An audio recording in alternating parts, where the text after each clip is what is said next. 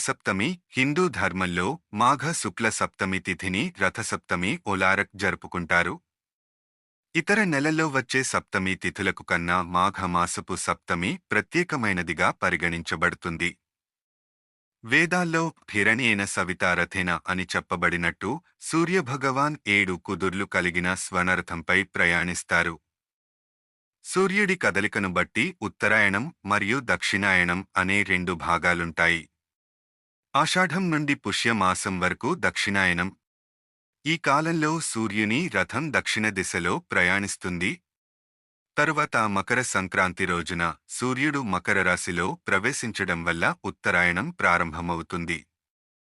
అందువల్ల ఈ రోజును పవిత్ర దినంగా పరిగణించి హిందువులు సూర్యుని పూజిస్తారు. భా అంటే కాంతి, సూర్యుని ప్రకాశం, రతి అంటే సూర్యభగవాన్ అని అర్థం. అందువల్ల సూర్యుని పూజించే వారందరూ భారతీయులు. భారతీ అంటే వేదమాత కాబట్టి వేదాలు పఠించే వారందరూ భారతీయులవుతారు. రథసప్తమి ప్రాముఖ్యత.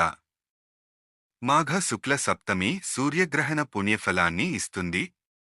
ఈ రోజున ఉదయకాలంలో స్నానం, జపం, అర్ఘ్యం, జల సమర్పణ, తర్పణం, దానం చేయడం వల్ల కోట్లాది పాపాలు నశిస్తాయి.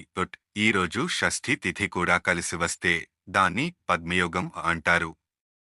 ఇది సూర్యభగవానుకు ఎంతో ప్రియమైన యోగం. ఈరోజు 7 అరటి, తులసి ఆకులు ధరించి నదిలో స్నానం చేస్తే 7 జన్మల పాపాలు తొలగిపోతాయని మహర్షి కశ్యప చెప్పారు. అరటి ఆకులను అర్కపత్రం అంటారు. సూర్యభగవానుని పేర్లలో అర్క కూడా ఒకటి. అందువల్ల అరటి ఆకులు సూర్యునికి అత్యంత ప్రియమైనవి. ఈ 7 అరటి ఆకులు సూర్యుని 7 కుదుర్లకు ప్రతీకలు. ఇవి 7 జన్మల పాపాలను మరియు 7 రకాల రోగాలను తొలగిస్తాయి. ఈ జన్మలోనూ గత జన్మలోనూ చేసిన పాపాలు, మనసు, మాట, చేతల ద్వారా చేసిన పాపాలు, తెలిసో తెలియకో చేసిన పాపాలు, ఇవన్నీ కలిపి 7 రకాల పాపాలను కలిగిస్తాయి.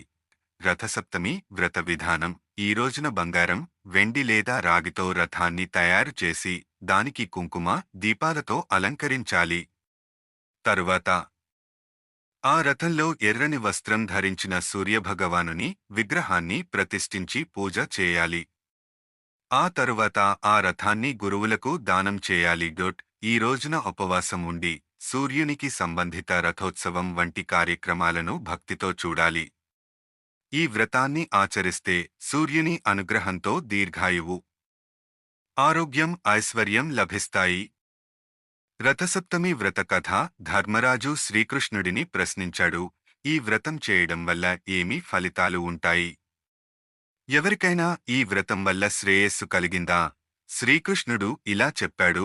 పూర్వం కాంబోజ దేశంలో యశోధర్మ అనే రాజు ఓ వృద్ధ వయసులో తనకు కొడుకు జన్మించాడు. అయితే ఆ బాలుడికి శరీర సంబంధిత సమస్యలు నిత్యం ఉండేవి.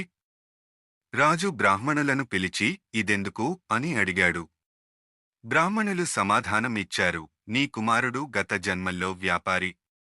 కాని కొంత పుణ్యఫలంతో ఈ జన్మల్లో రాజపుత్రుడిగా జన్మించాడు. అయితే అతనిలో అత్యధిక లోభం ఉండటంతో ఈ జన్మల్లో శారీరక సమస్యలు ఎదుర్కొంటున్నాడు. రాజు దీనికి పరిష్కారం అడిగాడు. బ్రాహ్మణులు చెప్పారు, నీ కుమారుడు గత జన్మల్లో చేసిన కొన్ని పాపాల ఫలితంగా ఇప్పుడు బాధపడుతున్నాడు. కాని అతను రథసప్తమి వ్రతం చేస్తే ఆ పాపాలు నశించి ఆరోగ్యవంతుడవై మహారాజుగా ఎదుగుతాడు.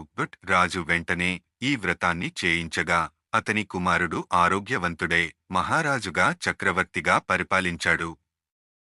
రథసప్తమి ఒక ఆధ్యాత్మిక మార్గం. ఈ రథసప్తమి వ్రతాన్ని భక్తితో ఆచరిస్తే సూర్యభగవానుని అనుగ్రహంతో దీర్ఘాయువు, ఆరోగ్యం, ఐశ్వర్యం, రాజయోగం లభిస్తాయి. ఇది శ్రీ రథసప్తమి వ్రతకథ యొక్క సంపూర్ణ వివరణ. సారాంశం. రథసప్తమి అంటే సూర్యుని ఆరాధన కోసం జరుపుకునే పర్వదినం. దీర్ఘాయువు, ఆరోగ్యం, ఐశ్వర్యం మరియు రాజయోగాన్ని ప్రసాదించే ముఖ్యమైన వ్రతం. ఈరోజు ఉపవాసం, సూర్యుని పూజ, అరటి ఆకులతో పూజ, రథదానం, ధార్మిక కార్యక్రమాలు అత్యంత ముఖ్యమైనవి. సూర్యుని అనుగ్రహం వల్ల అన్ని రోగాలు తొలగిపోతాయి, ఐశ్వర్యం పెరుగుతుంది, ఆధ్యాత్మిక శాంతి లభిస్తుంది.